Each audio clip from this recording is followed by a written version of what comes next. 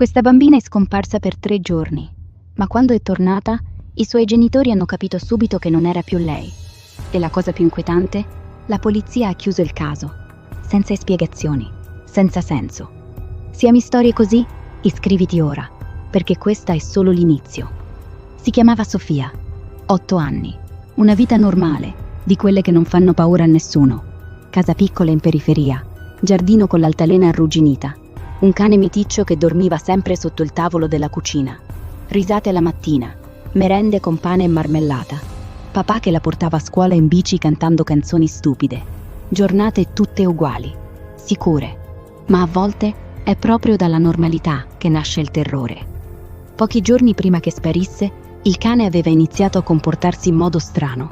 Ringhiava verso angoli vuoti della stanza, fissava il giardino come se vedesse qualcuno fermo lì, immobile, a guardarli. E non smetteva. Abbaiava alla siepe, al nulla, fino a farsi rauco. Sofia, invece, diceva una cosa soltanto, con voce bassa. C'è qualcuno.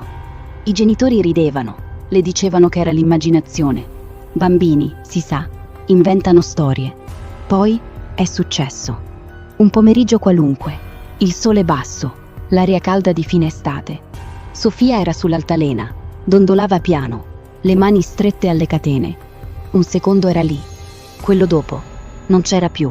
Solo il vento leggero che muoveva le foglie, l'altalena che oscillava da sola, come se qualcuno l'avesse spinta via piano. Nessun urlo, nessuna impronta sull'erba, nessun segno di lotta, come se il mondo l'avesse cancellata in silenzio. Ed è qui che la storia diventa davvero inquietante. Le ricerche sono iniziate immediatamente. Sirene nella notte, torce che tagliavano il buio, cani che fiutavano piste che finivano nel nulla. Volontari con la sua foto in mano, occhi rossi, voci spezzate. Il bosco dietro casa è stato rivoltato metro per metro. Hanno dragato il fiume vicino. Hanno interrogato ogni vicino, controllato ogni macchina passata. Niente. 3 giorni di silenzio assoluto. 3 giorni in cui la casa sembrava respirare dolore. Il letto vuoto, il pigiama piegato, il piatto della colazione ancora sul tavolo. Ogni rumore faceva sobbalzare i genitori. Un ramo, un'auto lontana, il cane che guaiva alla porta. Poi Sofia è tornata. L'hanno trovata su una stradina sterrata a chilometri da casa, scalza, vestiti strappati dai rovi, ma senza un graffio, senza lividi, senza segni di fame o sete. Camminava piano, come seguendo una linea invisibile. I genitori sono corsi fuori quando la polizia ha bussato. L'hanno stretta, hanno pianto, hanno tremato. Sofia, sei tornata. È finita. L'hanno portata dentro, lavata, vestita con il pigiama morbido. Le hanno dato latte caldo, l'hanno coccolata. Ma quella sera, quando ha alzato gli occhi, qualcosa si è spezzato dentro di loro. Lo sguardo era il suo, ma vuoto, freddo, come se guardasse attraverso di loro, verso qualcosa alle loro spalle. All'inizio sembrava solo confusa. Trauma, dicevano. Poi ha iniziato a fare domande che gelavano il sangue. Chi siete? Silenzio. Le hanno mostrato le foto di famiglia, i disegni attaccati al frigo, la sua stanza con i peluche. Ha scosso la testa lentamente. Quella non sono io. Il dettaglio più inquietante è arrivato di notte. Sofia non dormiva più. Si sedeva sul letto nel buio totale e iniziava a sussurrare. 1, 2, 3. Sempre lo stesso ritmo, sempre la stessa voce bassa, quasi meccanica, come se contasse i secondi verso qualcosa. Quando le chiedevano perché, rispondeva: mi ha detto di farlo. Chi? Silenzio.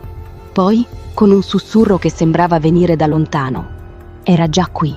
Da quel momento, niente è stato più normale.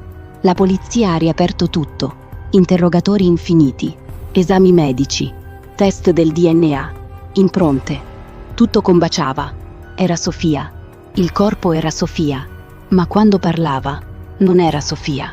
Descriveva un posto che non esisteva, pareti umide che si muovevano come pelle, aria densa di terra bagnata, mani fredde che la stringevano per i polsi e non mollavano.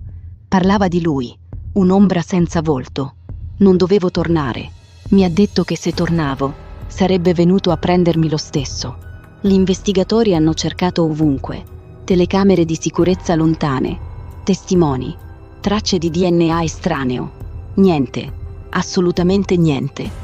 Alla fine hanno scritto sul fascicolo: trauma psicologico grave, amnesia selettiva, nessun reato, caso chiuso. Ma alcune cose non si chiudono con un timbro. Gli anni sono passati, Sofia è cresciuta, andava a scuola, rispondeva educata, sembrava quasi normale.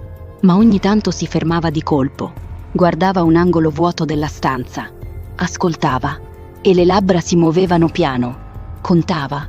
Poi, una notte di pioggia battente, poco prima dei suoi 13 anni, si è alzata dal letto, ha camminato scalza fino in cucina, ha aperto il cassetto, ha preso un coltello da cucina, lo ha tenuto davanti al viso, guardando il proprio riflesso nella lama. La luna illuminava la stanza. E ha detto con una voce che non era più quella di una bambina: sta per tornare a prendermi. I genitori si sono svegliati di soprassalto. L'hanno trovata lì, immobile, coltello in mano, occhi fissi sul riflesso. Quando le hanno chiesto cosa intendesse, ha sorriso. Un sorriso piccolo, storto, che non saliva agli occhi.